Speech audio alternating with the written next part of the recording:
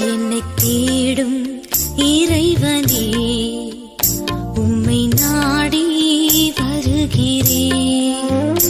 என்னை தேடும் இறைவனே, உம்மை நாடி வருகிறேன். ஜூலை 21ஆம் நாள். இன்றைய தியானத்தின் தலைப்பு யாரை பணிகிறோம். வாசிக்க வேண்டிய திருமறை பகுதி மத்தேயு 4ஆம் அதிகாரம் முதல் 11 வசனங்கள். யாரை பணிகிறோம்? உன் தேவனாகிய கர்த்தரை பணிந்து கொண்டு அவர் ஒருவருக்கே ஆராதனை செய்வாயாக. மத்தேயு 4:10. சாத்தான் ஆதாம் ஏவாளை வசப்படுத்திவிட்ட திமிரில் இந்த உலக மக்களை வஞ்சகமாய் ஆண்டு கொண்டிருக்கிறான். கிறிஸ்துவும் கூட யோவான் 14:30 அவனை இந்த உலகத்தின் அதிபதி என்கிறார். ஏனெனில் இந்த உலக மக்களுக்கு இம்மைக்குரிய செல்வம், புகழ், மதிப்பு, மரியாதை போன்ற சிற்றின்ப நாட்டமே அதிகம். அவற்றை கொடுக்க சாத்தான் வெகு ஆயத்தமாய் இருக்கிறான். இங்கே இயேசுவையும் கூட தன் வலைக்குள் சிக்க வைக்க முடியுமா என்று சோதித்து பார்க்கிறான்.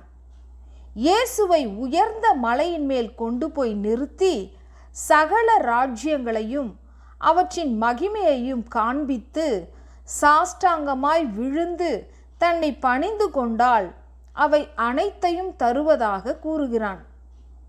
இயேசு சாத்தானை வீழ்த்த வேத வசனமாகிய கருக்கான பட்டயத்தை பயன்படுத்துகிறார்.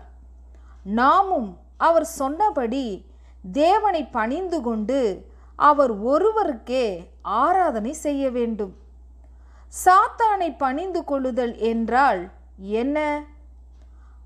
பணத்துக்காக எந்த குற்றத்தையும் செய்ய ஒப்புக்கொள்ளுதல், தன்னுடையதல்லாததை தனக்காக்கி கொள்ளுதல், பிறர் பொருளை மட்டுமல்ல பிறருடைய மனைவி உட்பட எல்லாவற்றையும் இச்சித்தல். இம்மாதிரியான தவறுகளை செய்வது சாத்தானை பணிந்து கொள்வதற்கு ஒப்பானதே. ஆனால் நாமோ தேவனுடைய பிள்ளைகளாய் தேவனை மட்டுமே பணிந்து கொள்ள வேண்டும். அவர் ஒருவருக்கே ஆராதனை செய்ய வேண்டும். அதாவது பவுல் ரோமர் 12ஆம் அதிகாரத்தில் சொல்லுகிற புத்தியுள்ள ஆராதனை செய்ய வேண்டும். வெறுமனே தேவாலயத்திற்கு வந்து ஆராதனை செய்வது மட்டுமல்ல, தேவனுக்கு பிரியமான காரியங்களை மட்டுமே செய்யும் மனக்கட்டுப்பாடு நமக்கு வேண்டும். இந்த உலகத்தில் புத்தியுள்ள ஆராதனை செய்கிறவர்களும் இருக்கிறார்கள், புத்தி கெட்ட ஆராதனை செய்கிறவர்களும் இருக்கிறார்கள்.